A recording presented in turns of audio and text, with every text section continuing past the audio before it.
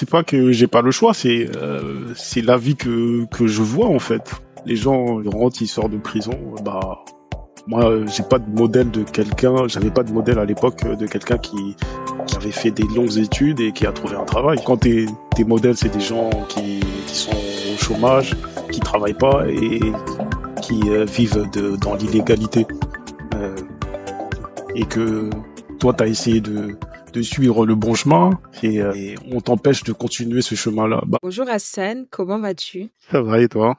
Je vais super bien aussi, merci. Donc, je voulais d'abord commencer par te remercier d'avoir accepté cette invitation pour venir un peu raconter ton parcours sur Insulaire Podcast. Donc, dans cet épisode, on reçoit Hassan, qui est analyste financier, qui va nous raconter son parcours, ses défis, ses succès et ce qu'il a fait pour arriver là où il est aujourd'hui. Donc, Hassan, avant de commencer, est-ce que tu peux te présenter à nos auditeurs et nous dire qui es-tu, quel âge as-tu et d'où tu viens? Bonjour à tous, je suis originaire de l'île de Grande Comore. C'est une île au cœur de l'océan Indien. Actuellement, je réside dans le département tout en travaillant à Paris. Je suis notamment demandé à être en déplacement, donc je peux être sur Paris et dans le 77. Mon parcours professionnel m'a conduit à occuper le poste d'analyste financier. Dans mon travail, je m'épanouis dans la prise de décision stratégique et la résolution de problèmes rencontrés des différents portefeuilles qui me sont attribués. En dehors de mon travail, mes centres d'intérêt sont variés. Je suis quelqu'un de nature curieux. Je suis passionné par la géopolitique. J'aime comprendre les enjeux mondiaux et je suis quelqu'un qui aime anticiper les choses. Donc je suis quelqu'un qui est très très passionné par la politique et la géopolitique. J'aime aussi la mode, l'histoire. Je suis intéressé par bien sûr la religion et à la psychologie. Merci beaucoup pour cette présentation. Donc, tu as dit que tu es originaire de la Grande Comore, mais est-ce que tu as grandi en Grande Comore? Je suis né aux Comores et je suis venu ici à l'âge de 3 ans. Pour dire quelque chose de personnel, c'est que moi, ma mère biologique m'a confié à ma tante et donc j'ai pas connu ma mère biologique jusqu'à l'âge de je vais dire 22, 23 ans. C'est toi qui as été à l'initiative de la rencontre après, à cet âge-là, ou Oui, c'était moi. J'avais une envie de la voir, de la connaître, puisque comme j'ai été confié à ma mère, j'aime pas dire ma tante, ma mère de France, et que la transition c'est pas très bien faite. J'étais enfant et je comprenais pas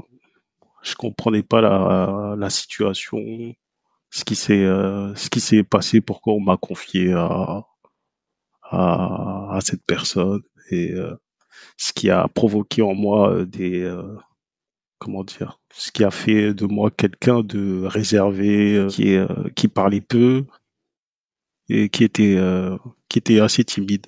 quand tu dis, de toute façon, on aura l'occasion de revenir un peu sur cette partie-là de toi.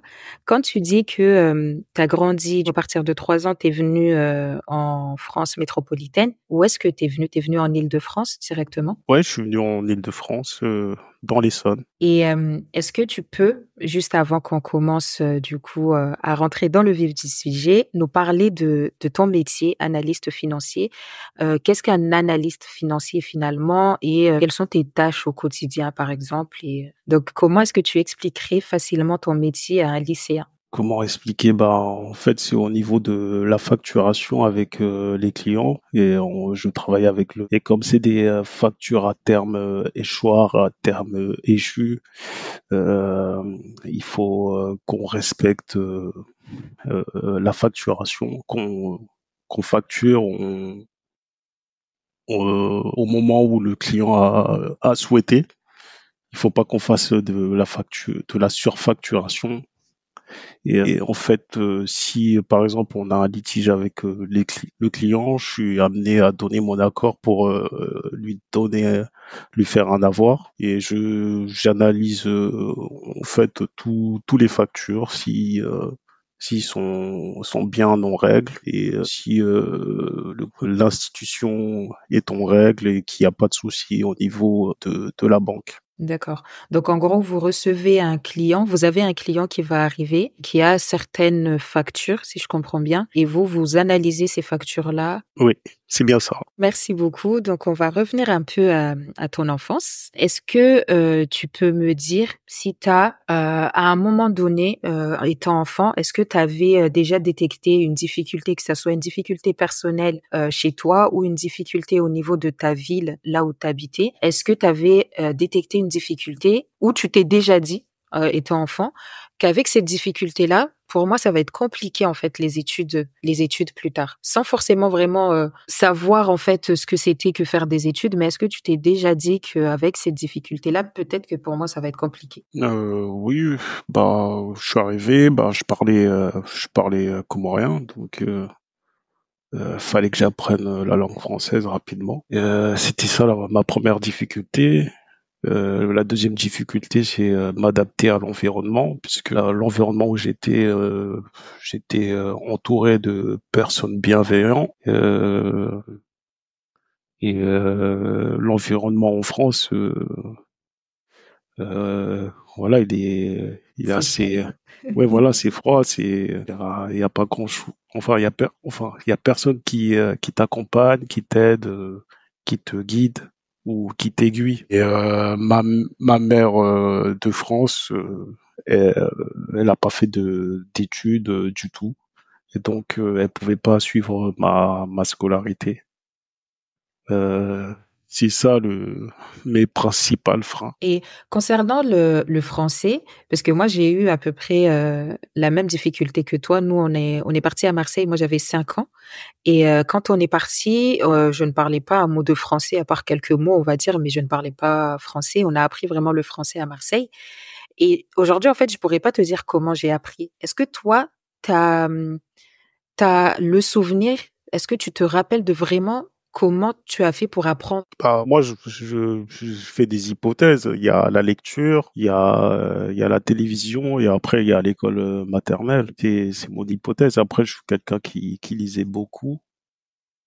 Je sais pas, pour moi, ça a été rapide. Ça n'a pas pris des mois, des années, quoi, pour apprendre la langue française. Pour moi, ça a dû prendre peut-être 6 mois, quelque chose comme ça. Puisque à l'âge de 3 ans, t'es une éponge et t'apprends plus rapidement que quand t'as 5, 6 ans, quoi. C'est vrai, j'avoue. Donc en gros, l'immersion a suffi en fait à ce que tu apprennes Oui, le français.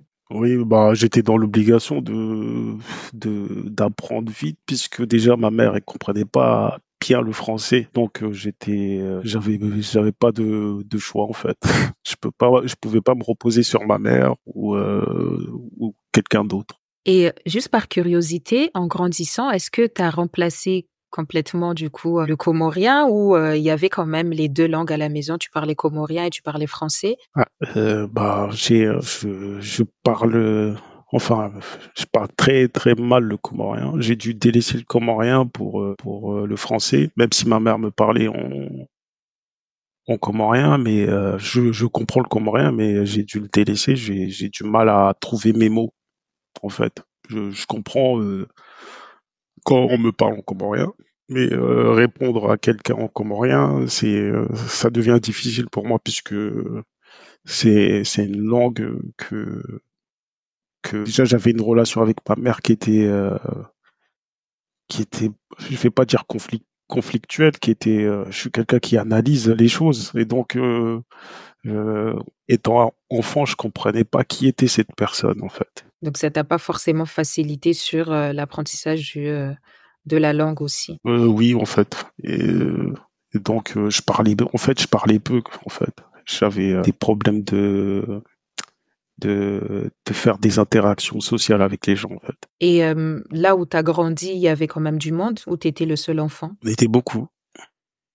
OK, donc tu étais pas tout seul, mais tu étais quand même tout seul.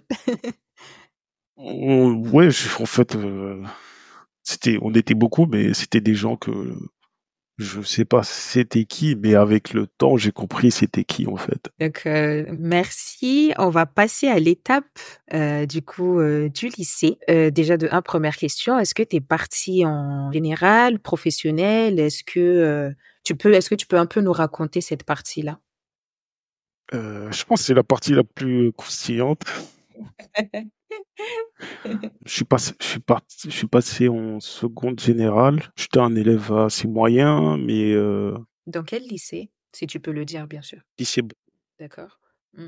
Non, c'est pas lycée. Bon, j'étais en parce que j'ai été réorienté en fait. D'abord, j'ai fait le lycée en seconde générale et j'ai été viré avant la fin de l'année en fait, j'avais un problème avec un surveillant et comme je m'habillais comme un mec de la cité et que le lycée, c'était plus de personnes typées blancs qui allaient là-bas et qui s'habillaient pas en mec de cité, bah, ils me demandaient de montrer tout le temps ma carte d'étudiant pour prouver que j'étais bien un étudiant. Et au bout d'un moment, ça m'a saoulé et on en est venu aux mains et j'ai été viré. Ah oui, avec un surveillant. Ouais. Et comme j'avais moins de 15 ans, enfin moins de 16 ans et que l'école est obligatoire jusqu'à l'âge de 16 ans, le lycée il était dans l'obligation de me trouver un autre lycée et là ils m'ont réorienté sans savoir ce que c'était dans une filière professionnelle et je suis arrivé en filière professionnelle dans un lycée ça s'appelle le lycée et c'était à l'époque, je sais pas, mais c'était un lycée, ça s'appelait le lycée de la dernière chance. Est-ce que c'était le nom qu'on lui donnait à part ou c'est vraiment le nom qu'avait celui-ci? Et le nom qu'on donnait à part. OK, donc c'était Moi, juste la réputation en gros. ouais, voilà, c'était la réputation. La plupart, c'était des délinquants, des gens qui n'avaient pas d'avenir. Et donc, je suis arrivé dans ce lycée-là et il y avait vraiment que des délinquants et c'est des gens que plus tard que je vais rencontrer et que je vais faire des trucs illégaux avec eux plus tard. Et comme j'avais fait la seconde générale et passé en seconde professionnelle, pour moi la transition a été assez fluide puisque le niveau d'exigence était différent de celui de la seconde générale. Et donc, je me reposais sur mes acquis et j'étais assez satisfait de mes performances. J'avais des encouragements, des félicitations et Sans forcément faire trop d'efforts. ouais, voilà, je suis quelqu'un. Euh, je faisais jamais d'efforts en fait, puisque les études pour moi, euh, enfin, c'est pas que ça m'intéressait pas, c'est, je sais pas que ce que, enfin, euh, comment dire? Moi, la France, c'est pas, enfin, quand j'étais ado, la France, pour moi, c'est pas un pays de méritocratie. C'est un pays plus de pistonnage, quelque chose comme ça. Donc, je me suis jamais motivé à obtenir le plus grand diplôme, puisque l'idée que je me suis fait que ça sert à rien dans ce pays d'avoir un diplôme, ça mène nulle part. OK, donc dans tous les cas, de toute façon, même si tu as le plus gros diplôme, tu connais pas de monde, tu vas pas aller loin. En gros, c'est ce que tu te disais. Oui, voilà. Et pour en revenir au- à l'époque du lycée, bah, dans ma bande, j'avais une bande. On traînait beaucoup dehors et arrivé à la troisième, tous mes amis, eux, ils ont pas poursuivi leurs études parce que il fallait quitter le quartier et le quartier, c'était l'endroit qui nous protégeait en fait des conflits avec les autres villes, les autres quartiers. Et donc, beaucoup d'amis à moi, ils ont pas poursuivi leurs études à cause des conflits qu'on avait générés ou qu'on avait hérités par rapport aux grands frères du quartier, quoi. Et donc c'est ça que beaucoup de mes amis proches ont empêché de poursuivre leurs études. Mais moi, je vais pas dire que j'étais le plus courageux, mais j'avais peur comme tout le monde. Mais ma mère, elle m'avait fixé un objectif, c'était d'avoir le bac. Et donc, moi, je voulais faire plaisir à ma mère. Et donc, j'ai surmonté ces obstacles malgré ces défis, en fait. Et du coup, là, tu arrives à là, on te réoriente. Tu es plus dans un lycée général, tu viens dans un lycée professionnel. Et est-ce que tu retrouves, certains de tes amis ou là, tu te refais d'autres amis? Je me fais aucun ami. Tu te fais aucun ami. Donc, est-ce que c'est volontaire ou Parce que, comme je t'ai dit, c'est le lycée des délinquants, quoi. Et donc, la plupart, enfin, ils venaient d'un quartier, ils détestaient mon quartier, en fait. Donc, moi, j'étais le seul de mon quartier qui était dans ce lycée-là. Et donc, je, j'étais, comment dire? Je vais pas dire c'était du harcèlement, puisque c'était des choses qui ont été provoquées avant. Et donc, c'était des guerres de quartier. Donc, ces gens-là, soit des gens de l'extérieur venaient euh, être en conflit avec moi, à chercher la bagarre ou à vouloir se battre avec moi pour savoir qui est le plus fort, etc.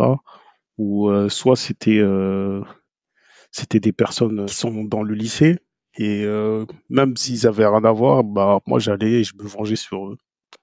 Et donc j'ai encore une nouvelle fois été plusieurs fois viré par rapport à ces problèmes, à ces conflits de quartier. mais tout en gardant comme objectif que tu devais quand même aller jusqu'au bout, même s'il y avait tous ces conflits-là? Oui, après le lycée m'a gardé parce que j'étais un élève studieux et à part ça, en classe, je posais pas problème. Est-ce que tu peux nous parler de ta relation alors avec les profs à ce moment-là? Parce que enfin là tu qualifies quand même enfin d'enfant à problème mais dehors avec les autres parce que vu les événements qui se sont passés avant donc ça on peut comprendre. Mais est-ce que malgré ça tu arrives quand même à avoir une bonne relation avec tes profs ou pas? On te catégorise et c'est bon. Non, j'avais d'excellentes relations avec mes profs. Ça se passait bien. Et, la plupart m'aimaient bien. Et ils m'encourageaient, me félicitaient. Comme je te dis, j'étais pas quelqu'un dans leur classe, quelqu'un qui posait problème. C'était des problèmes, les problèmes que j'occasionnais, c'était des problèmes extérieurs du lycée en fait. Comment est-ce que toi, tu bossais? Là, je vais plus parler non, avant vraiment de que tu nous dises comment est-ce que tu bossais, est-ce que tu peux nous parler, du lycée professionnel? Déjà nous expliquer toi ce que tu faisais là-bas. Est-ce qu'il y avait des spécialités? Moi, j'ai fait un lycée général, donc personnellement, je pourrais pas forcément parler, du lycée professionnel. Mais est-ce que tu peux quand même nous expliquer du coup, comment ça se passe là-bas? Est-ce que finalement il y a des différences avec un lycée général? C'est quoi la spécificité d'aller en professionnel? Qu'est-ce qui change du général? Bah, en général, bah, t'apprends plus des choses pour te cultiver. T'apprends pas un métier, quoi. Alors que en professionnel, là, t'apprends réellement un métier, un domaine. Et on te spécialise, tu fais des stages, des formations, et tu as des rapports de stage à faire. Et voilà, t'es en immersion dans un travail, alors qu'en général, bah en fait, tu sais pas où tu vas aller, où ça va te mener, tes études en fait. C'est du pif. Et toi, t'avais quel, t'étais spécialisé en quoi? T'étais dans quelle profession, par exemple? J'ai fait un BEP vente, après j'ai fait un bac pro commerce.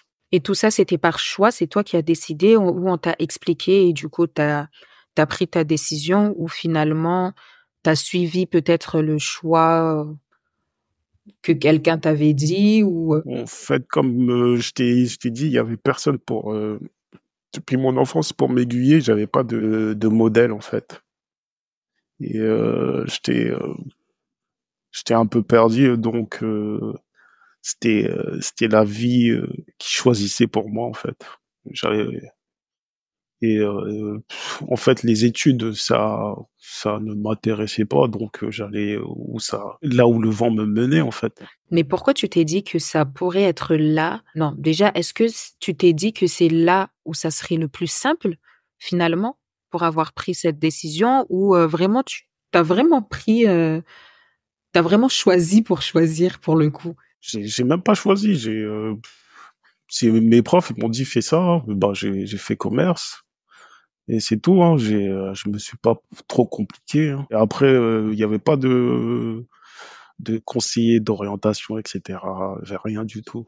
En lycée professionnel, en général, il y a pas? Ou c'était dans votre lycée où il y avait pas du tout de conseil Après d'orientation? ça, j'en ai fait j'ai fait qu'un lycée professionnel, hein. Je peux pas te dire. Parce que, en fait, comme j'ai fait de la vente, et la suite logique, c'est faire du commerce ou faire de la négociation ou je sais pas quoi.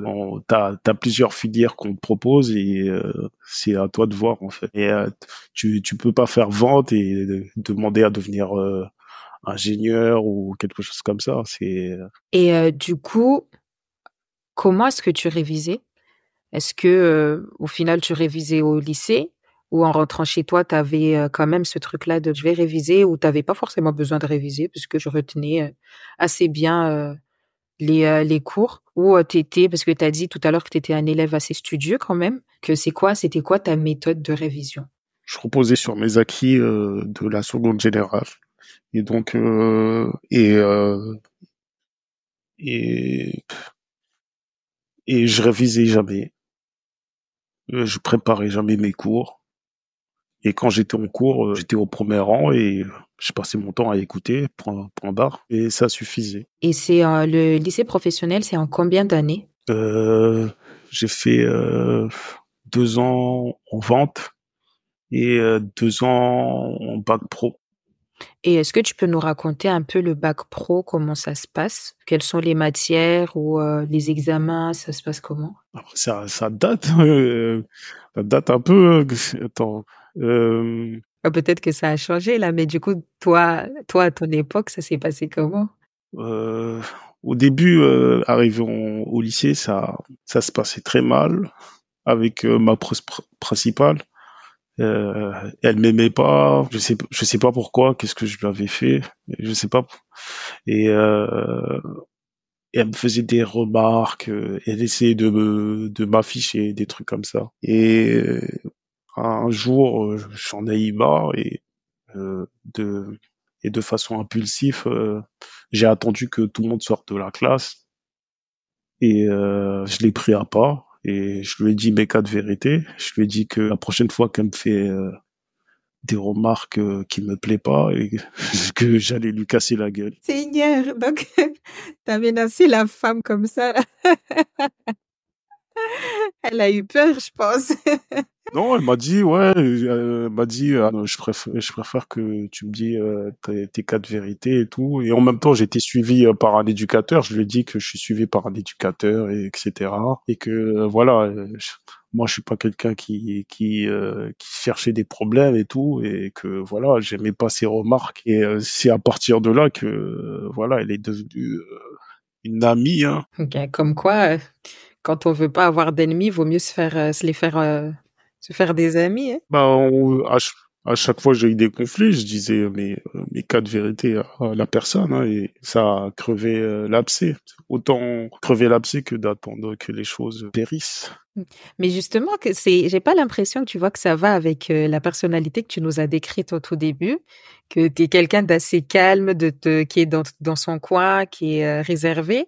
Au final, tu oses vraiment dire, aux gens, ce que tu penses, tu sais, c'est pas vraiment la 1re chose à laquelle on va penser quand on entend quelqu'un qui a cette personnalité-là, tu vois? Ouais, mais j'ai grandi dans la cité. Et, Ouais, j'avoue. mon environnement, c'est enfin mes modèles quand j'étais adolescent, c'était des grands de la cité, des gens qui commettaient des délits, des crimes pour avoir de l'argent.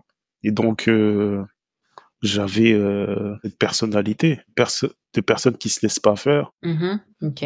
Et voilà. Et en fait, j'ai deux personnalités. La personne qui est timide, réservée, mais si tu l'emmerdes, il peut avoir une autre personnalité de la personne qui se laisse pas faire. Yes, je vois exactement ce que tu veux dire. Mais du coup, si on revient au bac pro, donc tu étais en train de m'expliquer du coup comment ça se passait et quelles étaient les matières en fait auxquelles vous aviez des examens. D'abord, il y avait les stages qu'il fallait effectuer, faire son rapport de stage. Et après, il y avait la présentation de son rapport enfin, il y avait un oral. Et il fallait présenter ce qu'on avait fait en stage et la, et, euh, et exposer la résolution d'un problème qu'on a rencontré au travail et comment on l'a résolu, ou comment on a trouvé la solution pour résoudre le problème. Pour moi, c'était ça. Pour te dire que mon, mon bac, je l'ai pas passé comme tout le monde en fait. Mhm. Mhm. Explique-nous. Alors, 2 mois avant que je passe mon bac, il y a eu un événement dans mon quartier. Mhm. Euh, une personne que je considérais comme mon petit frère a été assassiné. Donc le jour même, j'ai voulu me venger et je suis parti me venger dans le quartier, enfin le quartier qui l'avait assassiné. Et j'ai rencontré des policiers qui m'empêchaient d'avancer. Donc je les ai poussés, ils m'ont embarqué et j'ai été déféré devant un procureur. Et là, il me dit que j'ai 1 an à faire et que je vais direct en prison. Et après, je lui dis que je pouvais pas aller en prison, que dans 2 mois, je devais passer mon bac. Et là, il me dit que ça posait pas problème, que en prison, on peut passer le bac, etc. Et j'ai été déféré et en fait, j'ai pas expliqué pourquoi parce que normalement, on se fait juger, etc. Mais en fait, j'avais une histoire d'une personne que j'avais tapée à la gare d'Ivry.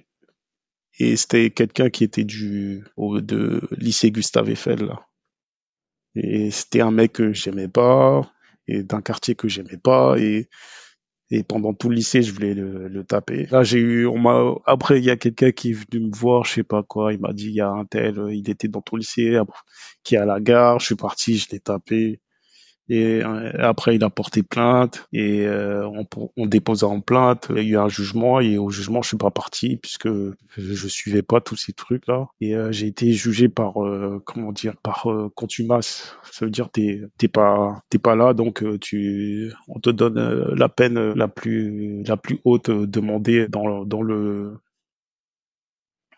pendant la réquisition, quoi. Oui, oui, oui. Et donc j'ai pris 1 an et je suis parti à Fleury-Mérogis pour 1 an. Et ma prof principale que je t'ai dit qui me détestait, que je lui ai dit que j'allais lui casser la gueule, elle est venue, elle m'a rendu visite, elle m'a ramené, euh, elle m'a ramené mes cahiers, tout ça pour réviser. Et en fait c'est grâce à elle que j'ai obtenu mon bac. Elle m'a préparé psychologiquement, elle m'a aidé à préparer mes oraux, tout ça. Donc la dame là où on lui a dit on va te casser la gueule, elle a Ouais, bah oui. ramené. Franchement, je suis choquée. Elle m'a même écrit et tout. Elle m'a rendu Ouais. visite. Ok, donc c'est qu'elle avait détecté quand même quelque chose en toi en fait. C'est. Ouais, je suis quelqu'un, je peux, enfin, je peux être mauvais, mais j'ai un bon fond, en fait. Mais est-ce qu'on peut dire que c'est vraiment être mauvais ou actuellement c'est vraiment les fréquentations là où tu as grandi qui fait que l'environnement en fait finalement parce que si tu étais vraiment mauvais, je pense que tu aurais quand même continué dans ta continuité, dans la continuité. Tu n'aurais pas forcément eu besoin ou envie de sortir de là. Tu n'aurais pas forcément eu besoin ou envie de t'en sortir. Donc, je pense que il y a quand même une grosse part d'environnement, d'entourage qui a joué dans tout ça. Ouais, ouais, ouais, bien sûr. C'est l'environnement l'environnement qui joue et les modèles que qu'on veut suivre en fait. Et tous les deux combinés, ça peut créer quelque chose de bien ou de mauvais. Et moi, mes modèles, comme je t'ai dit, c'était des mauvaises personnes. Euh, et l'environnement où j'étais, c'était un environnement, je dirais, j'avais l'impression de vivre dans un film. C'est le film de Kerry James. Non, non, non, ça a rien à voir. Ça n'a rien à voir, c'est encore C'est, pire. je dirais, Ou moins pire. Menace Society. J'ai pas la référence pour celui-là. Ouais. Cherche la référence, tu Je verras. cherchais la référence. Mais du Non, coup, là, pour donner le film Menace Society, c'est un film américain dans les années 90 où il y a des guerres de gangs, les gens ils se font tirer dessus, etc. Et ben moi c'était à peu près ça ma vie. euh, ça fait froid au dos quand même, hein. Vraiment. Et mais du coup, là, tu révises en prison. Et est-ce que tu peux nous expliquer déjà comment est-ce que tu arrivais à avoir le courage et comment est-ce que tu révisais en prison? À quel moment? Bah t'as beaucoup de temps en fait en prison. Pour le coup, oui. T'as vraiment Bah, pas mal de temps, mais quand même, tu vois, moi, je me dis, étant jeune, là, j'essaye vraiment, mais vraiment de me mettre à la à ma place d'un place. jeune. J'essaye, tu vois, mais j'y arrive vraiment pas. Mais je me dis, tu vois, en prison, t'es entouré de personnes qui finalement, c'est pas forcément leur truc, les études. Est-ce que à cet âge-là, t'as pas encore ce petit truc-là en tête de, tu vois, les regards, les jugements. Tu dis oui, mais autour de moi personne ne le fait. Pourquoi je vais le faire? Ou si je le fais, je vais pas passer pour le gars prétentieux alors qu'il est en prison. Tu vois? J'essaie quand même de me poser des questions pour me dire, en fait, qu'est-ce qu'un jeune en prison se pose, enfin, se dit, et juste comment, en fait, il se motive à réviser, tu vois. Bon, moi c'est ma mère comme je t'ai dit, elle voulait absolument que j'ai mon bac et pour aux Comores si t'as le bac, c'est comme si je sais pas t'avais gagné la Coupe du Monde. Et donc, c'est ma mère qui m'a motivé. Et moi, je voyais aucune finalité d'avoir ce diplôme-là. Je savais pas j'avais pas de stratégie, j'avais rien. Je savais pas où ça allait me mener, si ça allait me servir ou pas. Donc, Yes, je vois. Je vois. Donc, au final, tu as ton bac prison ou après la prison? Le temps de sortir ou tu l'as eu en étant même bah, en prison? en prison, en fait, il y a des écoles, hein. Tu peux même faire des études supérieures en prison. Et donc, j'ai eu mon bac en prison. Et en même temps, j'ai fait aussi des formations. Euh, j'ai- ouais, directement là-bas, j'ai tout fait là-bas. J'ai passé une formation magasinier et de cariste. Je crois que ça a duré 3 ou 6 mois, je me rappelle plus.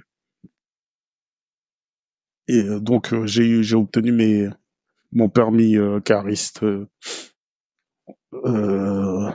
en prison et la gestion de stock, tout ça, magasinier, je l'ai eu là-bas aussi. Et est-ce que tu avais, du coup, à la différence du lycée, est-ce que tu avais réussi à tisser des liens avec des personnes en prison, par exemple?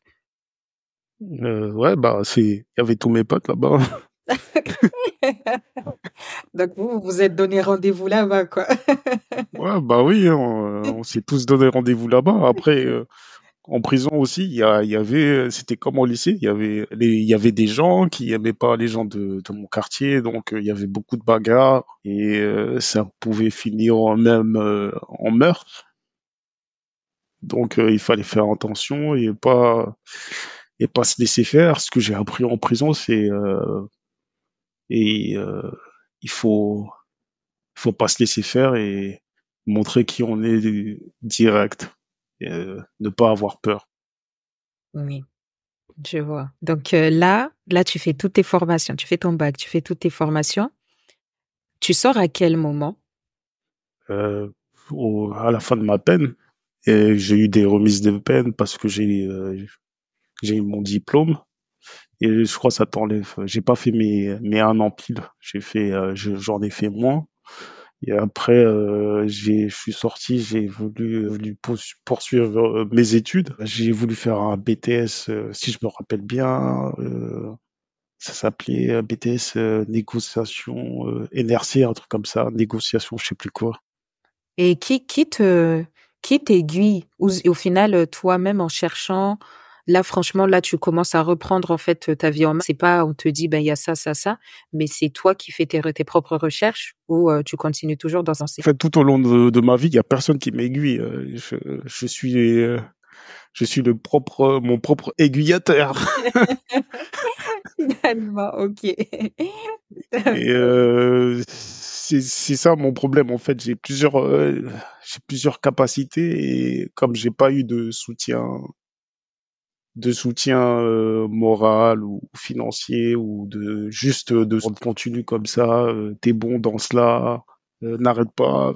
J'avais plusieurs capacités mais que personne n'a vu et que moi je me suis rendu compte que à l'âge adulte j'avais plusieurs compétences sportives. J'étais bon en sport, en athlétisme. Au collège, je faisais du rugby. Euh, j'avais, comment dire, j'ai oublié j'ai été recruté par un club et j'étais benjamin et je me retrouvais à jouer avec des juniors et personne en fait personne m'a soutenu alors que j'étais très très très très bon en fait. Et j'aurais pu être je sais pas, j'aurais pu passer dans être dans l'équipe de France, quelque chose comme ça, mais bon, comme personne trouvait ça important et que ça allait personne savait que où ça allait mener, bah, ça j'ai arrêté. Mais je pense si quelqu'un m'aurait soutenu, m'aurait dit ne lâche pas, j'aurais pas lâché. Ou comme ma mère m'a dit, ouais, il faut que t'as tel diplôme, voilà. C'est ça qui a fait en sorte que je me suis accroché à obtenir mon diplôme. Mais à partir du moment on te fixe pas des objectifs, bah, tu vas nulle part, tu vas là où le vent te mène, en fait. Exactement. Donc là, tu choisis de faire un BTS. Tu as dit c'est un BTS Énergie. NRC. Et c'est quoi NRC? En fait, j'ai cherché et parce que j'arrivais en début d'année, j'ai cherché un établissement et il fallait aussi une entreprise pour pouvoir faire en alternance. Et j'avais trouvé l'établissement, mais l'entreprise j'avais du mal. Et j'ai eu un entretien avec l'établissement et et, et moi, j'avais pas l'habitude des entretiens. C'était mon premier entretien de ma vie. Et je n'avais pas tous les codes. Et ils m'ont posé une question piège. Ils m'ont dit, bon, on a vu sur votre bulletin scolaire que vous étiez absent pendant 2 mois et tout. Dites-nous qu'est-ce qui s'est passé. Et après, moi, je me suis dit, bon, autant être franc. J'ai dit, bah, je suis parti en prison, voilà, et tout. Non, non, non. J'ai expliqué ce qui s'est passé et je me suis dit, bon, ça va m'aider. Ils vont me dire que je suis quelqu'un de motivé malgré les difficultés. Mais j'ai reçu un courrier. Ils m'ont dit, monsieur, vous n'êtes pas retenu, désolé. Et donc, cette lettre m'a permis d'arrêter la poursuite de mes études supérieures. Parce que, en fait, juste la lettre m'a démotivé, en fait. Ouais, ouais, je vois. Et ça t'a plu, enfin, t'as plus fait les démarches en gros pour repartir en gros. Oui, bah oui, j'ai dit autant stopper net si, bah, moi, pour moi, j'ai pris ça comme un signe de Dieu. Je dis, Dieu, il veut pas que je poursuive mes études. Bah, vas-y.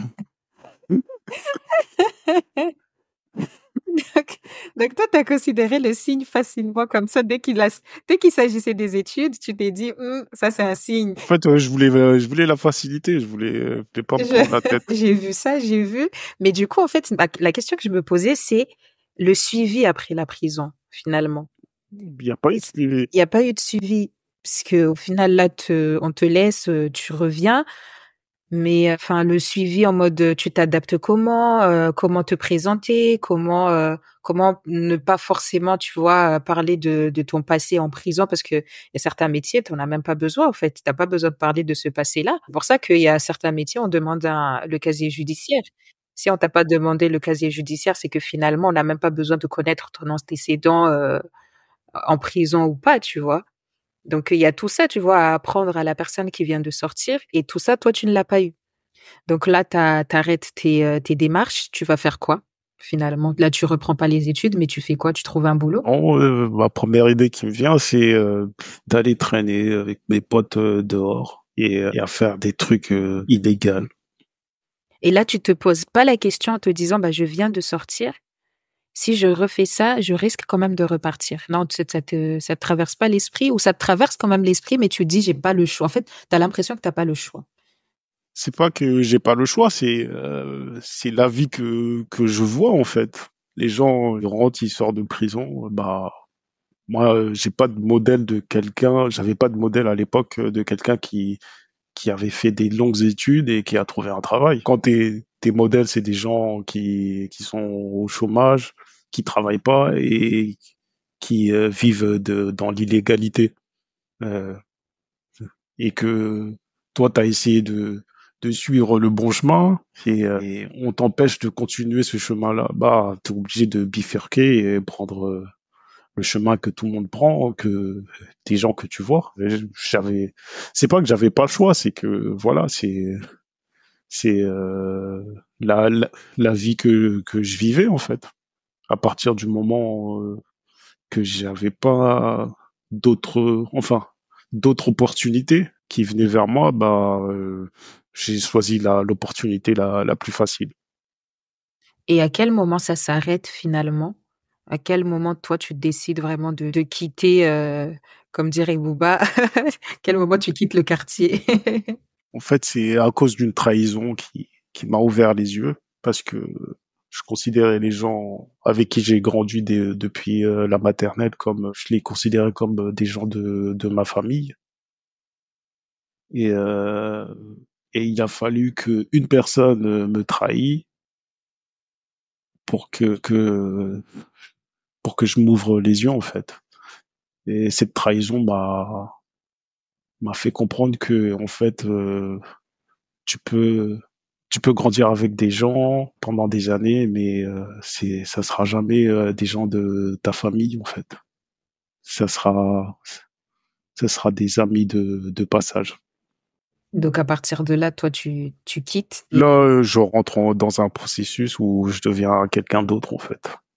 J'ai dit bon, c'est pas pour moi parce qu'il y avait des choses qu'il fallait que je fasse ou dont je n'étais pas capable parce que la trahison que j'ai eue, c'était soit je vais faire un truc enfin normalement dans la cité si on te fait un truc pas bien, t'es obligé de te venger. Et donc j'avais le choix soit de laisser tomber ou soit de me venger et de pas laisser les choses traîner. Donc j'ai réfléchi pendant longtemps et je pensais aller me venger. Et après, je me suis dit, est-ce que ma mère va être capable de, de surmonter les problèmes que je vais lui faire, quoi, puisque en fait, c'est le problème que je vais occasionner, ça va repercuter sur tout le monde, en fait. Et je sais pas si elle sera capable de déménager, etc. Puisque moi, pour moi, je pensais à commettre un meurtre. Et donc, j'ai laissé tomber et j'ai mis une croix sur tous mes amis puisque il y en a aucun qui est venu m'aider. ou me soutenir ou trouver une solution. Donc j'ai laissé tomber et j'ai fait une croix sur mes amis, sur mon passé. Et donc je me suis mis dans un processus où je deviens quelqu'un d'autre et donc je cherchais un travail et donc je me suis dit il faut pas que je sois trop exigeant puisque je n'ai aucune compétence, aucune expérience professionnelle. Donc j'ai pris la première mission d'intérim qui m'est venue. C'était, je pense, c'était préparateur de commande. Et franchement, j'étais nul parce que en fait, Mm. des objectifs à atteindre. Par exemple, Ouais. tu dois récolter 1500 colis, enfin préparer 1500 colis et moi, j'arrivais pas à atteindre ces objectifs. Je faisais 500, 600 colis. Ils m'ont dit, bon, toi, à la fin de la semaine, fin de mission. Et donc, ça durait jamais longtemps. Et donc, et en plus, c'était très, très, très physique. Et donc, j'ai été mis en fin de mission. J'ai trouvé une autre mission. C'était Encore comme... Ah non, ouais, pardon. Ok. en tant que manutentionnaire, emballeur dans une entreprise comment ça s'appelle? De pièces auto. Ça veut dire, tu mettais des pièces auto dans un carton, tu scotchais, envoyais ça au client. Et c'était ça pendant 2, 3 mois. Et ensuite, il y a quelqu'un qui était un de mes clients au niveau illégal, là, je parle, Oui. qui est venu me voir. Il m'a dit, ouais, est-ce que ça t'intéresse d'avoir un CDI? Je vois que tu as arrêté de faire tes trucs. Vas-y, il y a Pôle emploi qui cherche des personnes en CDI et tu dois juste passer des tests. Et si tu réussis les tests, ils vont te prendre. Donc je suis parti et j'ai passé les tests et j'ai réussi et j'ai été pris en CDI en tant que préparateur de commandes. Et ça se passait bien. C'était très physique et j'étais comment dire, j'avais pas de stratégie, j'avais pas de comment dire, ambition au niveau d'évolution dans ma carrière parce que Toi, tu y allais juste pour euh, aller faire préparateur de commande. Tu t'es dit, bon, j'ai eu mon CDI, c'est euh, bon. c'est juste pour voilà me dire à ma mère que voilà j'ai un CDI voilà et que je suis capable de travailler, etc. Parce que depuis l'adolescence, je pensais que j'allais mal finir. Donc voilà, je- j'ai pris le CDI juste pour me sécuriser, voilà. Et j'avais pas de plan de carrière. Et au fil des mois, au bout de 6 à 8 mois, on m'a proposé de devenir réceptionnaire, puisqu'en fait, au niveau de la préparation de commandes. Et j'ai oublié de préciser, c'est dans la logistique. Au niveau de la préparation, je commettais peu d'erreurs et j'aidais les gens à, à trouver leurs erreurs dans la préparation. Et donc, mon chef d'équipe m'a proposé de devenir réceptionnaire. Et en fait, ils avaient besoin d'un réceptionnaire puisque les personnes qui étaient là avant, ils avaient du mal à s'organiser au niveau de la réception des camions et de la marchandise. Et donc, comme c'était une société qui venait d'ouvrir, ils n'avaient pas comment dire, il n'y avait pas de procédure euh, d'organisation au niveau de la réception, etc. Et donc, quand ils m'ont mis là, euh, les personnes qui étaient là avant moi, ils réceptionnaient, on va dire, à deux, ils réceptionnaient 30 000 colis. Et moi, au bout de 2 mois, moi tout seul, je réceptionnais les 30 000 colis. Là, est-ce qu'à partir de là, tu commençais quand même à te découvrir quelques capacités, en fait, des capacités auxquelles finalement, en fait, tu t'étais jamais posé pour savoir, en fait, qu'est-ce que tu savais faire, qu'est-ce que tu ne savais pas faire? Moi, pour moi, j'étais comme oui, je t'ai dit, il y a personne qui était là pour m'encourager, pour me dire, toi t'es bon dans ça, toi t'es bon dans ci. Le seul truc que je savais que je suis bon dans tout ce qui est commerce, mais je connaissais pas mes capacités en fait. Et là, à partir de là, tu commences quand même à découvrir quelques trucs, ou pas? Ouais, bah oui, je commençais à comprendre qui je suis en fait. Que je suis quelqu'un de sérieux, qui est rigoureux, qui est stable. Et quand il commence quelque chose, quand je commence quelque chose, j'y vais à fond. Je fais pas semblant. Mais voilà, c'est ça qui fait que j'ai évolué en fait. C'est que je faisais pas semblant de travailler quoi. Et il y a beaucoup de gens au travail qui viennent et qui font semblant. Oui. Beaucoup, pas mal, hein. Mmh. Donc, là, à partir de là, est-ce que c'est à ce moment-là que tu fais ton évolution jusqu'à ton métier actuel? Ou s'il y a eu quand même un changement aussi de poste ailleurs qui a fait que, En fait, tous les 6 mois, je changeais de poste en fait. J'ai fait tous les postes de la logistique. De réceptionnaire, je suis passé agent logistique. De agent logistique, je suis passé à leader. De leader, je suis passé à chef d'équipe.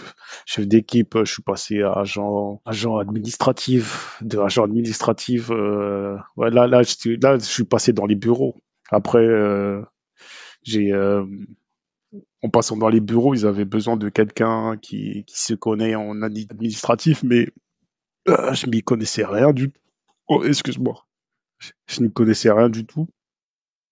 Et ils m'ont proposé d'aller dans le bureau et ils avaient un problème au niveau de la réception administrative de tout ce qui est bon de livraison, etc. Valider la validation informatique de tous les commandes et de l'approvisionnement, et- etc. Et on m'a formé au bout de 5 jours et ils ont dit que j'étais compétent en fait. Et au bout de quelques mois, tous les problèmes qu'ils avaient rencontrés, je les avais résolus. Et je réceptionnais administrativement tous les produits en temps et en heure. Et au niveau de la préparation de commandes, ils avaient plus les difficultés qu'ils avaient avant.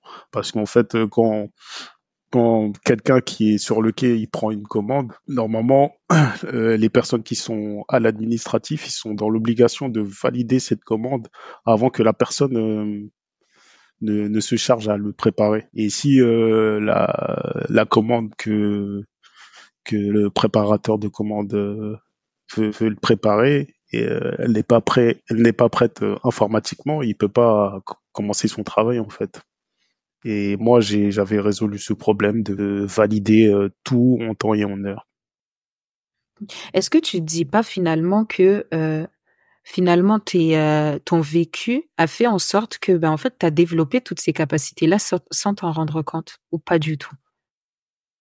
Mon vécu, non, Non, ça pas n'a du même tout. pas du tout, Ça m'a porté préjudice en fait, mmh. parce OK. qu'en fait, au début, quand j'ai commencé à travailler à mon poste de préparateur, j'avais toujours cette attitude de mec de cité. Et donc, par exemple, si mon chef d'équipe me disait de faire euh, de faire quelque chose, je lui disais je vais pas le faire, je sais pas que ça à faire.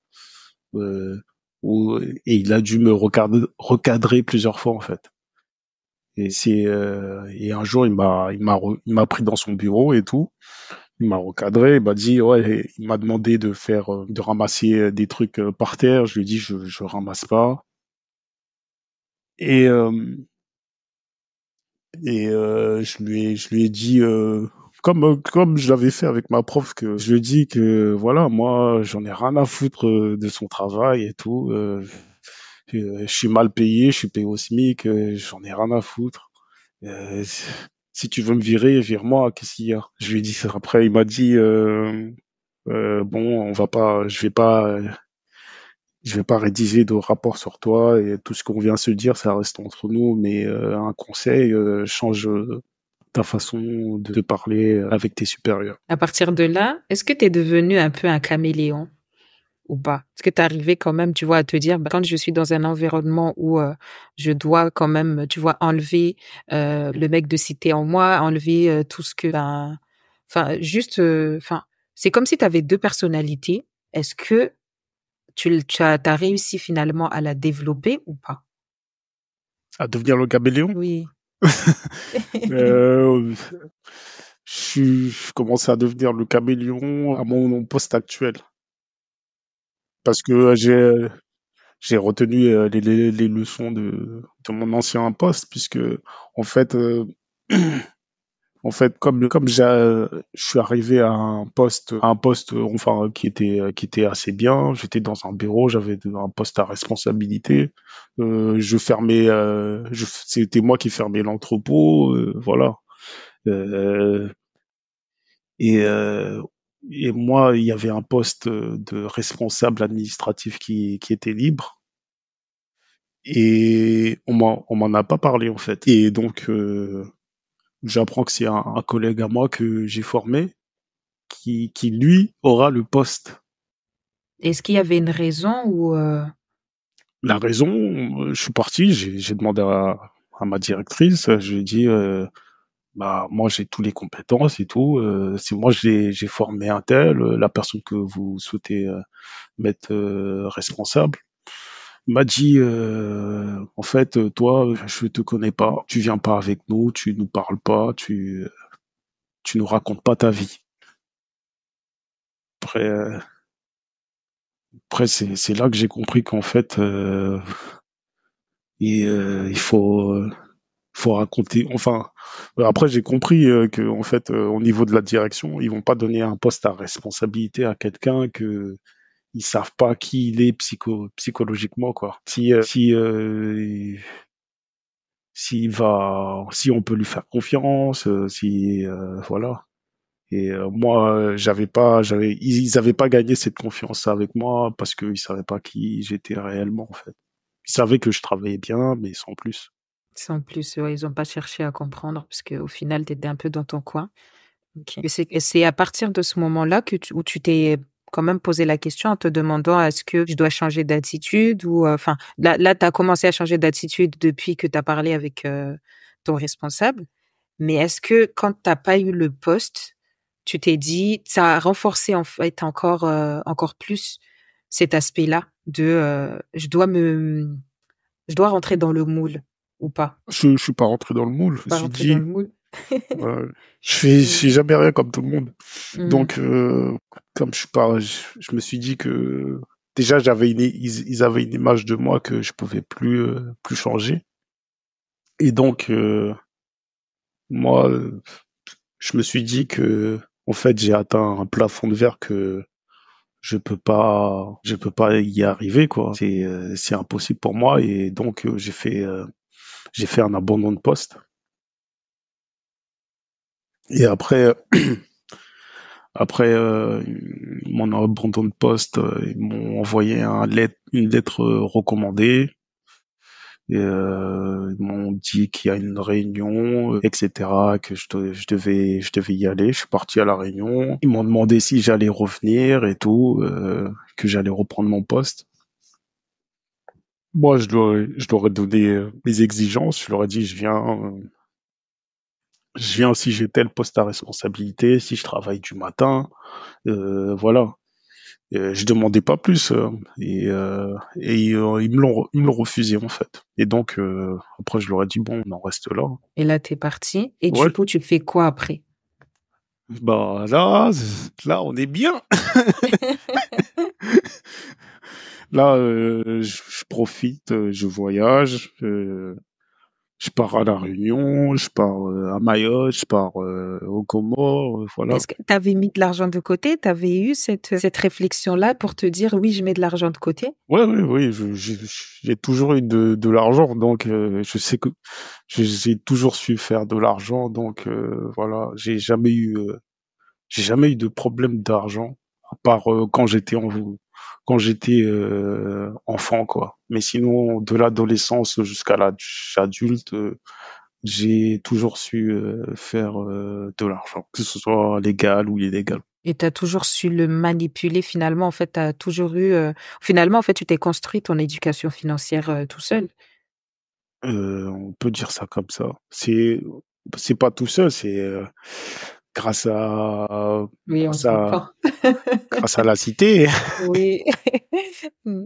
Donc OK, donc là, tu pars, tu voyages, mais là, on sait toujours pas à quel moment tu bifurques en tant qu'analyste financier. Ah, c'est à la fin de mon voyage, j'ai décidé de rentrer et là j'ai répondu à quelques annonces en tant que assistant logistique, agent logistique, tout ce qui est en rapport avec la logistique. Et donc ça matchait pas. J'avais des entretiens et ça aboutissait pas en fait. Et après j'ai répondu à une annonce d'un d'une société qui cherchait un assistant administratif de gestion et euh, et je vois c'est bien payé, en plus c'est en intérim. Donc t'es encore mieux payé. Donc avant les autres entretiens, j'allais bien habillé, je mettais un jean, une chemise, une petite veste tranquille quoi. Mais là, j'avais décidé d'aller en costard pour changer. Et quand je suis parti à l'entretien en costard et je m'étais préparé pour l'entretien avant, je me suis grave préparé et tout. Et je suis parti en costard et tout. Et ils me prennent en entretien. Et moi, je me suis préparé. Je me suis dit, bon, ça y est, je vais me lancer. Je vais commencer à lâcher mon speech. Et là, je me rends compte que le fait d'être venu en costard et tout, euh, c'est comme si j'avais déjà le poste. Ouais, OK. OK. Parce que en fait, je sais pas, ils m'ont parlé que de la société. Ils me parlaient que de la société. J'ai même pas dit un mot, j'ai même pas dit mon prénom, j'ai même pas dit quelles sont mes qualités, quels sont mes défauts. J'ai rien dit. Ils m'ont dit, j'ai rien dit en fait. C'est eux qui parlaient en fait.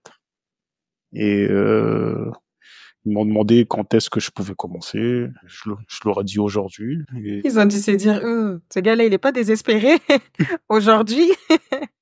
Mmh. Et en fait, ça s'est bien passé et tout. Et ensuite, j'ai commencé un lundi. Et au début, comme je m'y connaissais rien, j'avais aucune notion en termes de relations clients, parce que t'es beaucoup au téléphone avec des clients privés et des clients publics. Et donc, j'avais des difficultés en termes de rédaction, d'éloquence, enfin, j'avais que des défauts en fait. Je sais pas pourquoi ils m'avaient pris. Et au début, ils pensaient que j'allais pas rester parce que ils comprenaient pas ma façon de d'apprendre. Enfin, j'étais en formation et ils comprenaient pas ma façon d'apprendre les choses. Ils me disaient que je prenais pas de notes. Je leur ai dit que moi, je prends pas de notes, que je suis quelqu'un qui écoute et qui observe. Et donc, prendre des notes, ça m'empêche, ça me déconcentre en fait. Et après, ils m'ont forcé à prendre des notes. Ils m'ont dit, ouais, essaye de prendre des notes. Et donc, je me suis forcé à prendre des notes. J'ai gribouillé. Tu lui montrer que tu prends des notes. Ouais, voilà, j'ai pris ce qu'ils voulaient. Et après, au bout de 2 mois, je commençais à voir les résultats. Ils commençaient à me féliciter parce que ils avaient un client qui était assez compliqué à gérer en termes de relations. Et j'ai réussi à gagner une relation de confiance et à résoudre le problème que le client avait rencontré avec nous, puisqu'on était prestataire et on devait lui fournir un service, on devait lui fournir un service en temps et en heure. Et nous, on respectait pas les délais, en fait. Donc, moi, j'ai fait en sorte de respecter les délais et de répondre à tous ces demandes. Et à partir de là, elle a commencé à faire des mails. Oui, je t'en remercie, etc. Et comme mes collègues, ils avaient ce client avant et ils voyaient comment elle me parlait, ils disaient, ouais, mais lui, comment ça se fait? Elle te parle et elle te félicite et tout. Nous, elle nous a jamais félicité. Je dis, bah, moi, je fais mon travail. Je fais mon travail en temps et en heure, c'est tout. J'avais rien. Et à partir de là, et en même temps, il y avait le fait que, en termes, on avait beaucoup de litiges. Et donc, et, moi, je facturais beaucoup à tous les prestataires qu'on avait, parce il y avait un terme juridique en cas de perte. Par exemple, si il y a une perte sur une commande qui vaut, par exemple, un téléphone qui vaut, un iPhone qui vaut 1 400 € et qu'on l'a confié à un transporteur, le transporteur, s'il perd le colis, le téléphone, euh, il est dans le kilo. Si bah, il va nous rembourser 23 euros. Et, euh, et mes collègues, en fait, ils n'avaient pas lu tous les termes du contrat. C'est qu'en fait, il y avait une petite clause qui disait si, par exemple, la valeur du téléphone vaut plus de 1500. Ok, et tout ça, mais tu vois, c'est ça que je te disais tout à l'heure. En fait, est-ce que tu te dis pas quand même que ton passé a fait que bah t'as développé quand même quelques capacités ou même toi tu ne savais pas en fait. Tu vois le truc de respecter des délais. T'as dit que t'as été dans des trucs illégaux, mais quand c'est ça, tu dois quand même respecter des délais.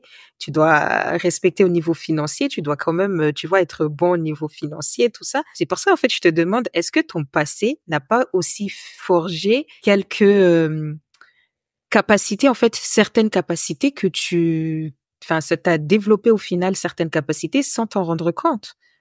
Ouais, peut-être. Je me suis jamais posé la question, mais là, comme tu me la poses et que j'y réfléchis, ouais. C'est en termes de relation client, mon passé, ouais, m'a beaucoup aidé puisque en fait, j'étais quelqu'un, j'avais beaucoup de clients et j'essayais de créer une relation de confiance. Et donc, je faisais pas mal de crédits aux clients que j'avais.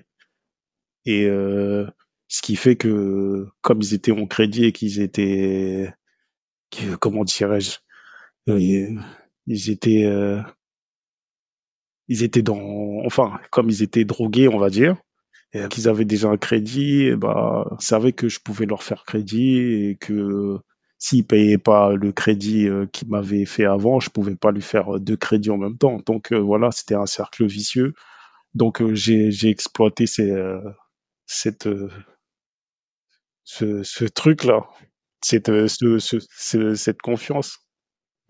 Parce que regarde, Après, même la gestion de conflit. La ouais. gestion de conflit, tu as été dans la gestion de conflit tout le long de ton enfance, en fait. Et c'est ça, à chaque fois, j'ai l'impression qu'à chaque fois que tu as une figure à responsabilité devant toi, en fait, ça ne te fait pas peur. Parce qu'au final, la gestion de conflit, en fait, toi, tu l'as gérée toi-même depuis très longtemps. C'est pour ça aussi que j'ai l'impression, ça c'est vraiment mon analyse à moi, je suis pas du tout professionnelle, mais je me dis, ça aussi, peut-être, ça t'a beaucoup aidé à dire ce que tu penses, remettre les gens à leur place, malgré leurs responsabilités, tu vois, alors que d'autres personnes ne le feraient pas forcément. Faut pas l'oublier qu'il y a quand même pas mal de personnes qui se font harceler au boulot par leur manager et autres, et ils n'osent pas ouvrir leur bouche, tu vois. Après, il y a des choses qui sont innées, je pense. C'est, il y a des choses que je pense c'est inné, c'est génétique. C'est pas quelque chose que j'ai appris rapport à mon vécu. Il y a des choses, comment je suis, comme j'ai pas connu mon père, il y a des choses que je fais comme mon père. Donc il y a des choses qu'on hérite, qu'on peut pas contrôler en fait. Donc il y a des choses, certes, j'ai appris grâce à mon expérience euh, en vivant dans un quartier difficile, mais il y a des choses qu'on a héritées qui fait que qu'on est ce qu'on est aujourd'hui. Si j'essaye de gérer les conflits, d'avoir des bonnes relations avec les gens. Moi, pour moi, c'est un héritage que j'ai eu par rapport à mon père. C'est pas, t'apprends pas dans la rue à gérer les conflits. T'apprends plus à créer des À conflits. créer des conflits. Là, t'es à ton nouveau poste. On commence à te remarquer. Tu, c'est, comment dire? Est-ce que tu te fais remarquer finalement? Oui, par rapport à ce client-là. Est-ce que c'est à ce moment-là où tu décides de bifurquer ou pas encore? Bah, en fait, c'est ma responsable et me propose d'aller dans un service financier. Et elle m'a dit, parce qu'en fait, en fonction des résultats que j'ai donnés, que j'ai fait rentrer pas mal d'argent, elle m'a proposé d'aller là-bas. Et je lui ai demandé comment ça allait se passer au niveau de l'entretien, etc., avec la directrice du service. Il m'a dit que en fait, il n'y a pas besoin. Je vais juste à l'entretien et ma responsable elle allait parler pour moi en fait. Du coup, on est parti à l'entretien sur Paris au siège social et la directrice elle me dit elle me demande si j'ai ramené mon CV. Hmm. Je dis Mais vous m'avez dit, vous gérez tout. Comment ça, je ramène mon CV?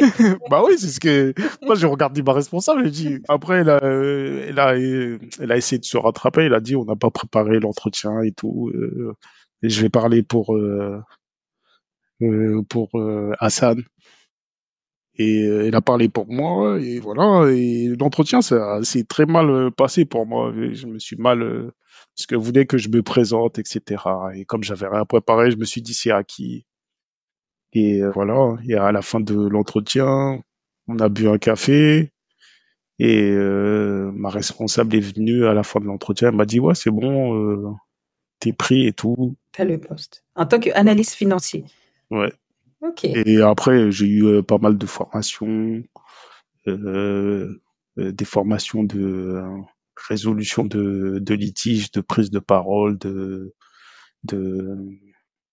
comment dire. En fait il y a plusieurs formations que j'ai suivies et qui sont enrichissantes. Hmm. Et en termes techniques, comme t'as passé quoi comme formation pour En la fait partie technique? on m'a mis dans le bain, dans mon immersion. Et tous les, euh, presque tous les jours, au début, tous les jours, j'avais un point avec ma référente et m'expliquer le travail. Et comment, comment, comment dire, m'expliquer par exemple sur les tableaux Excel, faire les recherches et les différentes fonctions. Euh, Et donc, comme on avait plusieurs choses à apprendre et qu'il y avait pas mal de choses à assimiler, je devais trouver une solution pour assimiler les choses rapidement. Et donc, je lui ai proposé que à chaque entretien qu'on avait, c'était puisque tout se faisait par par vidéo à distance. Et donc, je lui ai proposé d'enregistrer tous nos entretiens. Comme ça, quand j'ai un truc que j'ai pas compris, je pourrais revoir la vidéo et mieux comprendre parce que j'avais du mal tout ce qui est Excel, tout ce qui est mathématiques, tout ce qui est formule de comptabilité et tous les termes de contrat, les termes à échoir, les termes échus, les avoirs. Ouais, je n'y connaissais rien. J'avais aucune notion de comptabilité. Et c'est grâce aux vidéos et à ma référente qui m'a fait confiance et qui m'a suivi et j'ai vu les améliorations et le client il est assez satisfait et voilà c'est grâce à ma référente en fait. Mais et dans la plupart des autres entreprises il n'y a pas cette procédure. où on te suit presque tous les jours, on te forme tous les jours, alors que dans mon autre expérience où j'étais là, c'était 5 jours et voilà, tu te démerdes.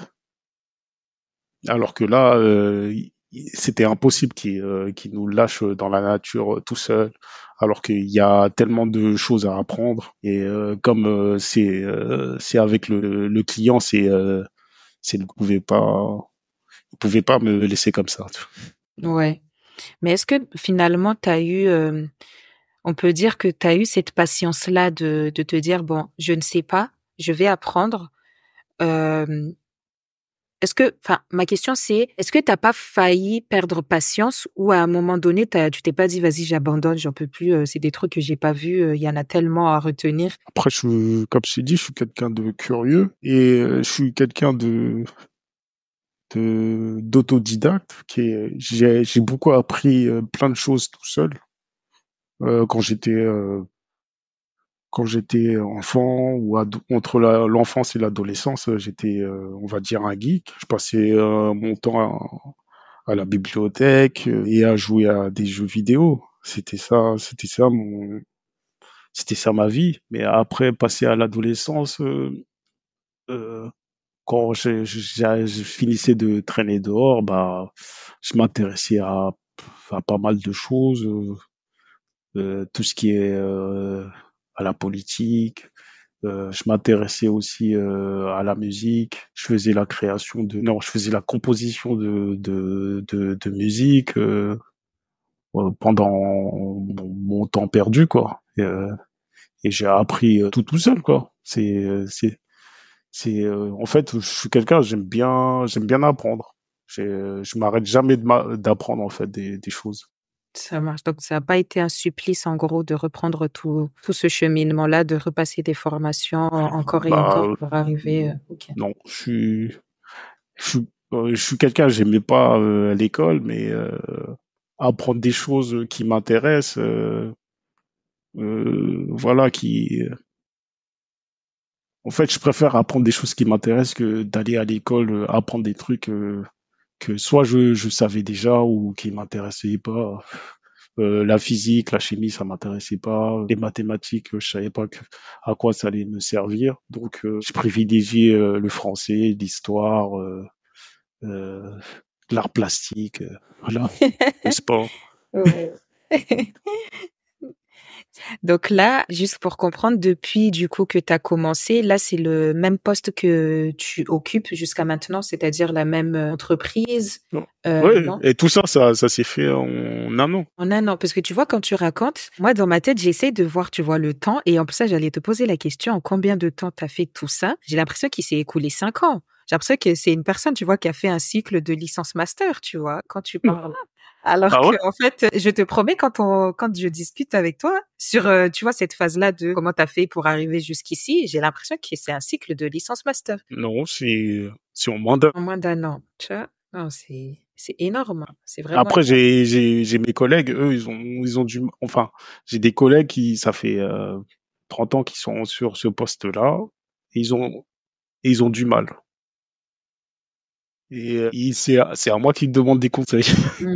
Bah, comme quoi, tu as vraiment des capacités, en fait, que vraiment au final, tu avais pas connaissance de toutes ces capacités-là et tu découvert ça, au final, quand tu as trouvé des personnes qui ont su te faire confiance et qui ont su, en fait, te donner, l'occasion, en fait, de prouver ce que tu sais faire, finalement, même sans que toi-même tu saches, ce que tu sais faire, tu vois? Ouais, après, j'ai fait pas mal de formations avant, entre les deux, quoi.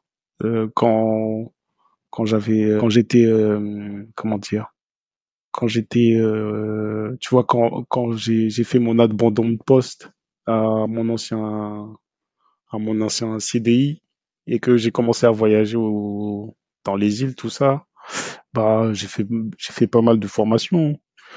J'ai fait une formation de 3 mois parce que je voulais devenir chauffeur poids lourd. Et donc, je suis parti, j'ai fait la formation. Et c'est Pôle emploi puisque je bénéficiais du chômage. Et c'est eux qui avaient payé la formation. C'est une formation qui vaut à peu près 10 000 euros, 15 000 euros. Et moi, je suis parti là-bas parce que je me suis dit, le salaire, c'est bien payé. Et voilà, tu peux obtenir ta liberté parce que tu prends ta poste quand tu veux. Tu vas d'un point A à un point B. Voilà, le travail, il est simple. Mais après, quand je suis passé de ma théorie que je me suis fait dans ma tête et à la pratique réelle, ça avait rien à voir. C'est un métier physique parce que quand tu passes de point A, c'est toi qui charges le camion et arrivé au point B, c'est toi qui le décharges.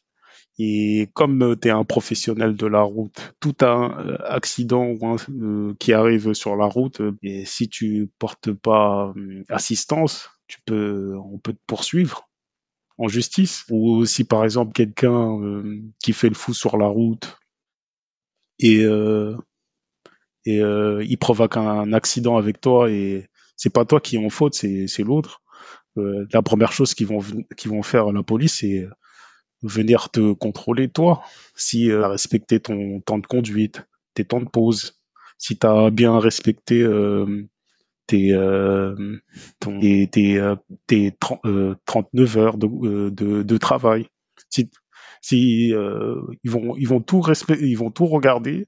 Et si tu as fait une seule chose de mal que t'as pas respecté, quoi, bah ils peuvent te poursuivre et enlever ton permis. Et donc ça m'a refroidi. J'ai eu mon permis, mais j'ai jamais cherché à travailler dans ce domaine. Et après j'ai fait des formations en ligne, création de sites. J'ai fait une formation en ligne, euh, comment ça s'appelle j'ai oublié. C'est dans le digital, le référencement, etc. Ça me dit quelque chose, le référencement de sites web. Ouais, c'est ça. Et la publicité je sais pas si tu vois de quoi je parle. Je pense que je vois. Et ouais, j'ai fait pas mal de formations et en fait, j'ai jamais arrêté de me former aux trucs qui m'intéressent en fait. Ok, t'es toujours resté curieux finalement et Oui, c'est voilà, ça aussi qui a... c'est la curiosité qui si tes responsables ils se rendent compte que tu es quelqu'un de curieux et que tu veux savoir toujours plus, ils vont te mettre dans toutes les formations qui est à leur disposition. Alors que la plupart des sociétés, les gens qui sont là, ça fait longtemps, ils veulent plus apprendre quoi que ce soit. Ils sont fatigués physiquement et psychologiquement, et donc ils veulent pas apprendre des nouvelles choses. Et c'est quoi la suite là pour toi? La suite, bah en fait, je suis à l'écoute de toutes les opportunités. Là, il y a des postes à responsabilité Qui qui te font de l'œil là? Ou... ouais, oui, oui. Après, j'ai l'impression d'être arrivé au plafond de verre. Ouais. Et c'est très compliqué de passer à quelque chose de plus haut. Parce que les freins qui m'empêchent d'aller plus haut, j'ai pas eu, j'ai pas de l'éloquence, d'assurance. Ça se Et, travaille. ouais, ça se travaille, mais Ah, c'est- si tu l'as pas des enfin, si les gens le voient pas, voilà, dans mon entreprise, voilà, ils pensent que je suis quelqu'un comme la personne que je t'ai décrit à mon enfance, quelqu'un qui est réservé et tout ça, mais ils connaissent pas ma vraie personnalité.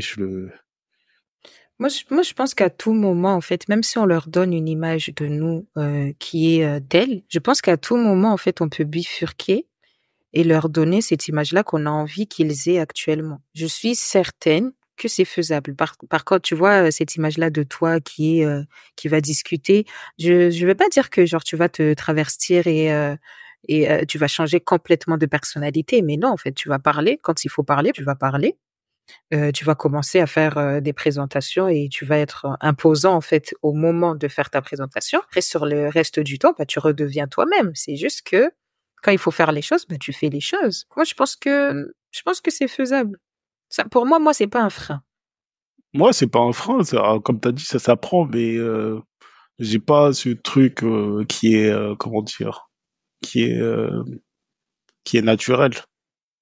Tu vois, C'est comme je te disais, en fait, il y en a qui l'ont peut-être naturellement, mais il y en a, il faut le travailler pour que pour que les autres personnes aient l'impression que c'est naturel. Alors que toi-même, tu sais que c'est pas du tout naturel, tu vois. bah, il y a toujours mon côté de mec de cité qui est là, qui a envie de parler en wesh wesh. Effet caméléon, ça.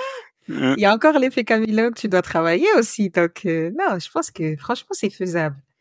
Non, c'est Ouais, et même, je pense, lundi, j'ai un entretien avec ma directrice, mais je sais pas de quoi on va parler, en fait. Euh, je sais pas. gars, pose, pose tes conditions encore. Mets-toi en mode caméléon. Tu vas voir, ça va le faire. Non, après, je pense ils sont assez satisfaits des résultats, mais après, je sais pas qu'est-ce qu'ils vont me proposer, parce que là, j'étais toujours en intérim. J'étais pas en CDI. J'ai pas, enfin, et mon contrat, il va être d'intérim, mais il sera fini d'ici la fin du mois. Ouais. Ok. Et toi, ça te dit de continuer avec eux ou En fait, franchement, oui et non, en fait. Parce qu'en fait, l'intérim, pour moi, c'est un tremplin, en fait. Euh, tu peux postuler à des postes que t'as aucune compétence et ils vont dire, bon, ok, avec lui, on va essayer. S'il a les compétences, on le garde. S'il a pas les compétences, vas-y, fin de mission. Alors que si t'es en CDI, bah, il faut se donner à fond et espérer avoir une évolution. Moi, je préfère aller en intérim et postuler à des postes qui sont plus importants et ne pas vivre dans l'espoir, quoi. toi, pour l'instant, ça te dit pas encore de partir soit dans un CDI, soit et le freelance. En freelance, il faut avoir les portefeuilles, les relations. J'ai pas tout ça. Comment ça? Tout Et le le ré... réseau que tu t'es fait là. Ouais, mais c'est un faux réseau en fait. C'est comment dire, la plupart des gens que j'ai formés, il y en a certains qui sont chefs d'équipe, responsables. Il y en a un qui est devenu directeur d'agence. Et lui, lui et moi, on était préparateurs de commandes. Et lui, contrairement à moi, lui, ça faisait 14 ans qu'il était dans l'entreprise. Et il était toujours préparateur de commandes. Et après, en fait, je l'ai formé quand j'étais réceptionnaire et c'est lui qui a pris ma place. Et il m'a confié que lui, son rêve, c'était de devenir directeur d'agence. Et bah, il m'a expliqué son plan. Il m'a dit, moi, je vais faire ci, je vais faire ça. J'ai pas les diplômes, donc je vais faire une VAE. Après, quand je vais valider ma VAE, j'aurai plus de le choix d'évoluer, quoi. Et à partir de sa VAE, c'est là que ça l'a propulsé, quoi. Il est devenu responsable d'activité, responsable d'exploitation, et là, il est directeur. Les directeurs. Ouais, Et toi, c'est parce qu'il avait un plan. ouais. Et toi, ton plan aujourd'hui. Moi, j'ai pas de plan, en fait. Est-ce que ça te dit pas de te poser et de d'écrire ton plan? En fait, mon plan, c'est pas, comme je t'ai dit, le travail, c'est, comment dire, moi, quand j'étais petit, oui, moi, je voulais pas devenir je voulais jamais travailler, en fait. Voulais devenir un bandit, un délinquant. C'était ça mon rêve. Et donc, pour moi, j'ai échoué. Parce que t'es pas arrivé jusqu'au bout. Mais t'inquiète. Nous tous ici, on pense que tu as réussi.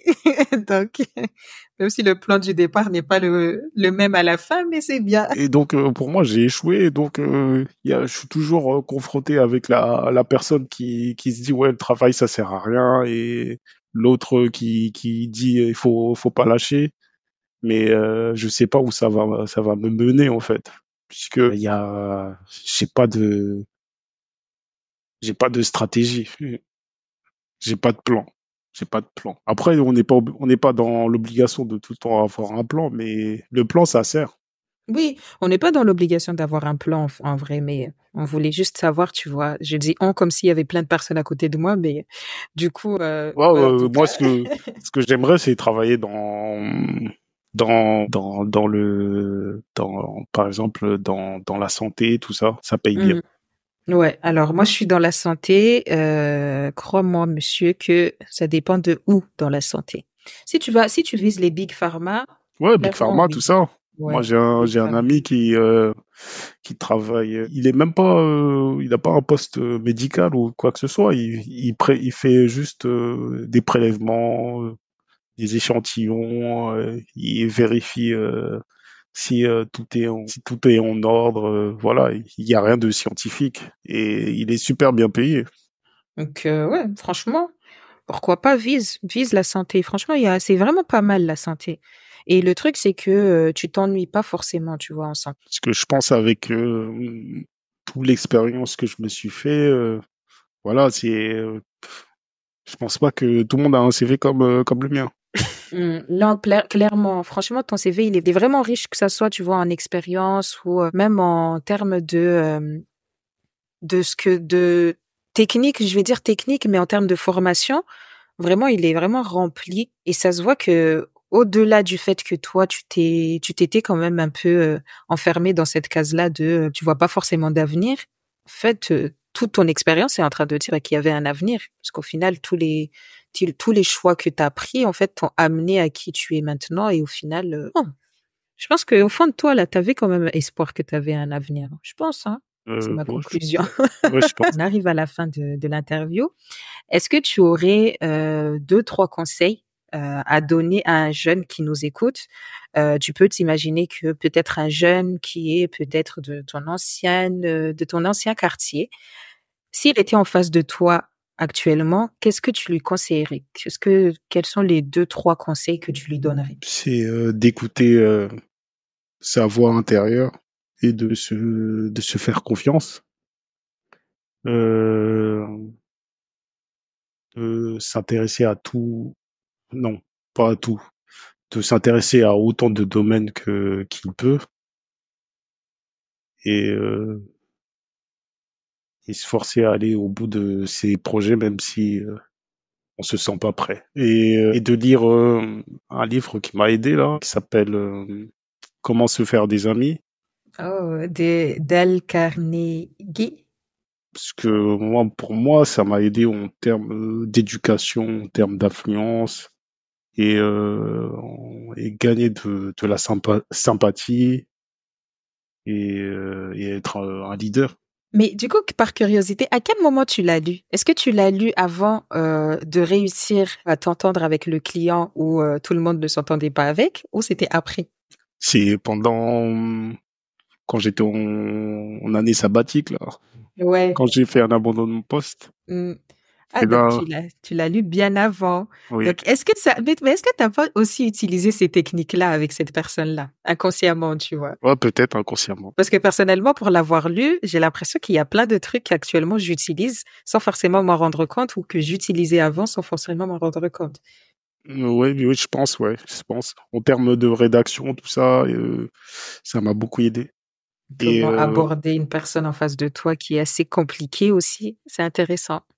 Donc, ok, lecture de ce livre-là, plus c'est écouter sa voix et explorer autant de choses qu'on peut, en tout cas en fonction de ses capacités et de sa curiosité. Et toi, quelles sont les plus grandes leçons, du coup, la plus grande leçon que tu retiens de tout ton parcours jusqu'à maintenant? Est-ce qu'il y a une leçon en particulier où tu te dis, bon, avec cette leçon-là, je pense que je pourrais pas refaire les mêmes erreurs ou je pourrais pas, tu vois, prendre les mêmes décisions ou autres, pas forcément, tu vois, en lien à ton passé, hein, mais même en lien avec ton parcours professionnel. Est-ce qu'il y a une grande leçon que tu retiens jusqu'à maintenant? c'est de faire attention à ses centres d'intérêt, à son environnement, euh, car pour moi, à mon avis, ça crée la personne que l'on va devenir. Je sais pas si, si on m'a compris. Je pense qu'ils vont comprendre. Faire attention à ces centres d'intérêt. Parce qu'au final, en fait, c'est aussi ce qui va déterminer qui tu seras dans le futur. Ok, c'est des grands garçons ici, des grandes filles et des grands garçons, ils vont comprendre. Et du coup, cette question, la question suivante, du coup, je vais pas te la poser puisque là, on fait l'interview en anonyme. Donc, pour le contact, vous ne pourrez pas contacter Hassan. Donc, on passe à la dernière question. Je vais te donner le contexte. Donc, la question vient d'une interview d'un podcast kényan que j'ai écouté. Et le gars qui fait passer l'interview demande à une femme qui s'appelle Rina X, il lui demande est-ce que quand tu étais enfant, qu'est-ce que tu voulais faire? Elle a dit, j'ai lu un livre qui disait ne jamais demander à un enfant qu'est-ce qu'il veut faire, toujours lui demander est-ce qu'il a repéré un problème dans le monde ou il a repéré quelque chose en fait qu'il aimerait juste résoudre, tu vois. Donc toi, étant enfant, même si tu vois, on l'a vu dans ton parcours qu'au final, tu vois, t'avais pas forcément des personnes avec toi, t'avais pas forcément des personnes qui s'intéressaient à ce que tu aimais ou pas. Mais est-ce que tu te souviens avoir eu quand même un peu, tu vois, comment dire, je vais pas dire cette question-là en tête, mais ce sentiment-là, avoir eu ce sentiment-là je détecte un problème, je pense que je suis la personne en fait à même de le régler. J'ai fait trop de responsabilités pour penser à ça. Et j'avais pas le temps de rêver, en fait. Donc t'as grandi un peu dans le flou, on va dire. Donc j'essayais de régler déjà mes problèmes et les problèmes qui se rencontraient face à moi, en fait. Donc voilà. Donc, on en revient quand même à ce que tu disais, tu n'as jamais eu de plan et tu n'as jamais eu un but spécifique à part le but qu'on t'avait donné il faut avoir ton bac. Donc, merci beaucoup Hassan. Merci d'avoir accepté l'invitation de venir partager ton parcours. Tu as partagé beaucoup de choses qui sont quand même pas mal, comment dire, qui Litigieux. sont très intimes. Non, intimes, j'allais dire très Hein. intimes quand même. C'est pas tout le monde, tu vois, qui accepte de venir partager son parcours. Et surtout, un parcours comme le tien, tu vois. D'autres personnes peuvent être gênées ou autres. Et finalement, là, vraiment, tu acceptes de partager tout ce que tu as vécu et qui finalement pourront servir à beaucoup de personnes. Je pense notamment aux jeunes de quartier qui pourraient peut-être passer par le même, tu vois, le même chemin, on va dire. Leur montrer que c'est pas une fatalité finalement. Même si tu grandis dans cet environnement-là, il y a toujours des moyens. Il y a un moyen en fait de s'en sortir. Si c'est pas maintenant, ça sera peut-être plus tard, mais il faut aussi le provoquer aussi ce moyen-là. Faut pas attendre que ça soit, tu vois, trop tard pour se dire je pars. Si aujourd'hui tu sais que tu rêves de faire un truc, tu rêves en fait d'autre chose que ce que tu vois dans les quartiers. Si, il y a des personnes qui sont là. Il faut qu'on se lève, faut qu'on pose des questions. Et si t'es pas au courant, va voir les personnes qui sont au courant. Donc c'est toujours bien d'avoir un parcours comme le tien qui montre que tu peux venir de la cité, tu peux avoir fait des erreurs et pourtant tu peux avoir un boulot actuel. Tu travailles avec Oui. qui aurait pensé? Mais moi, j'aurais jamais pensé, hein, puisque je pensais, enfin, qu'ils étaient tout le temps contre moi, en fait. Donc, tu vois, au final, tu travailles avec l'ennemi quand même, hein? Euh, Non, je les aide. là, je rigole, là, je plaisante. Donc, merci beaucoup, Hassan. Donc, je te laisse finir. Je te laisse donner le dernier mot si tu veux. Rester à l'écoute des opportunités et peu importe les obstacles, continuer à avancer. Merci beaucoup. Merci encore de nous avoir écoutés. J'espère que tu as pris autant plaisir que nous lors de l'enregistrement à écouter cet épisode. N'hésite surtout pas à nous laisser 5 étoiles si l'épisode t'a plu, nous laisser un petit commentaire pour nous faire part de tes retours. Quant à moi, je te dis à très vite avec un nouvel invité dans Insulaire Podcast.